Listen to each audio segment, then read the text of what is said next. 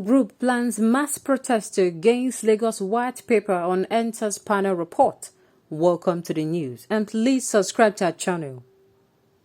In a statement issued by Michael Lennon, the National Coordinator, and Francis Mwakba, the National Secretary, the group condemned the content of a white paper, saying it is aimed at watering down the main recommendation of a panel. A civil society organization, Youth Rights Campaign YRC, has described the white paper issued by the Lagos State Government on the report of the Endsars Judicial Panel of Inquiry as an attempt to whitewash the fruit. In a statement issued by Michael Lennon, the National Coordinator, and Francis Mwakba, the National Secretary, the group condemned the content of a white paper, saying it is aimed at watering down the main recommendation of a panel. Speaking further, the group said it is undemocratic and illogical that the state government will constitute a secretive bureaucratic committee to cherry-pick the panel finding and recommendation. It further stated that the language of the white paper contains the dubious argument deployed by the Minister of Information and Culture, Lai Mohammed, and the Minister of State for Labour and Employment, Festus Keyamo, to discredit the panel's report. The YRC also demanded that the white paper on the second report of a panel on the victims of SARS Special Anti-Robbery Squad and police brutality in general, as well as the maiming and killing of Endsars protesters outside Lekki, must be made public. The statement reads, the released white paper attempts to water down and sidestep the main recommendation of the panel, rejects the crucial finding of the panel that a massacre occurred at Lekki tollgate, and in many ways to neuter the main thrust of a panel report, which is meant to ensure justice for victims of a state repression last year. It is to this extent that we consider the white paper an attempt to whitewash of a fruit. The white paper is a product of the so-called formal committee headed by the Attorney General of Lagos State. We think it is not only undemocratic but also an insult to the enormous sacrifices of the Judicial Panel of Inquiry, as well as host of witnesses, lawyers, security, and medical experts, and victims, and in extension, many Nigerians who anxiously waited for the panel's report for over 1 year, for the Lagos State Government, whose actions were a subject of the panel's investigation, to constitute a secretive bureaucratic committee to cherry-pick the panel's findings and recommendations.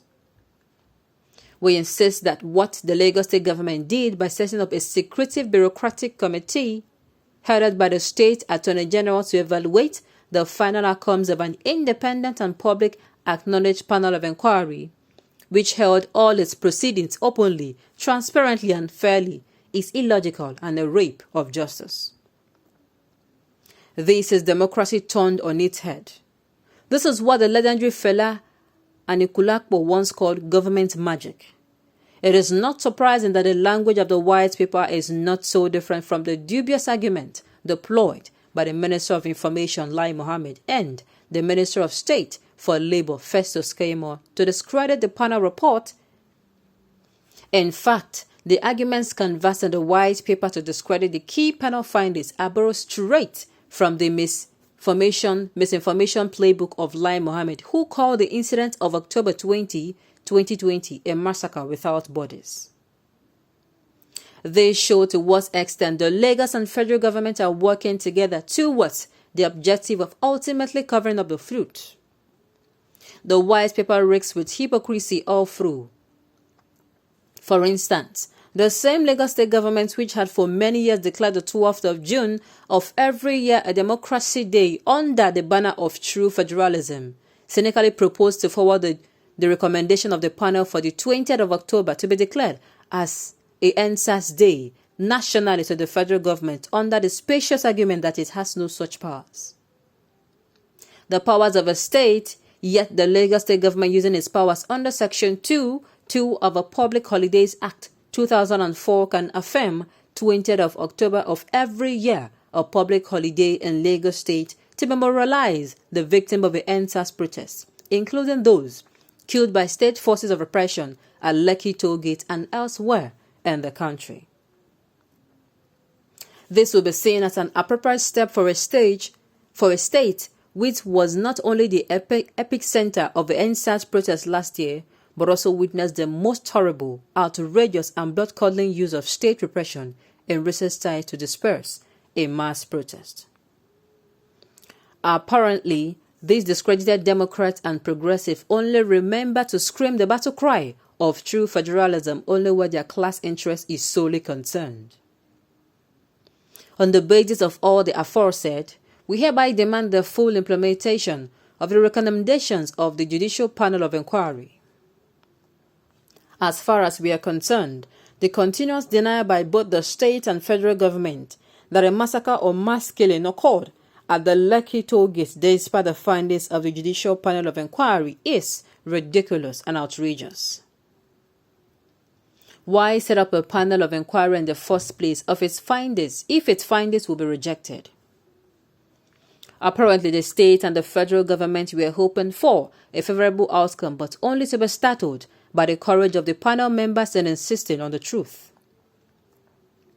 We demand the immediate prosecution of security personnel and all those who have been found responsible for maiming and killings of unarmed protestants both on 20 October 2020 and during the entire Endsars protest.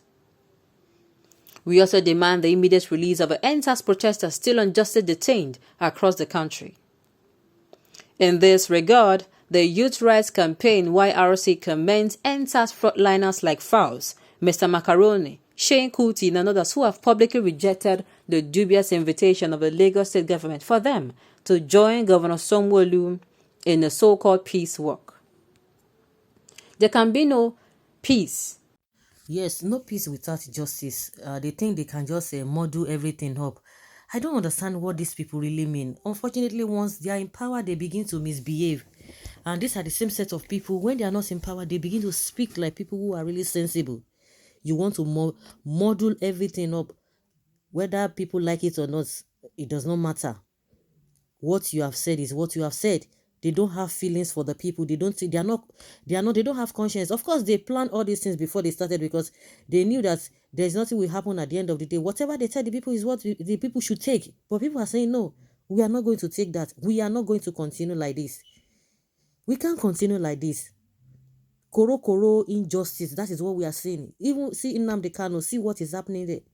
See what is happening to him. You say you have a case against him and yet you are using the late artist not to bring him to court. So guys, let's hear your opinion on this. Thank you.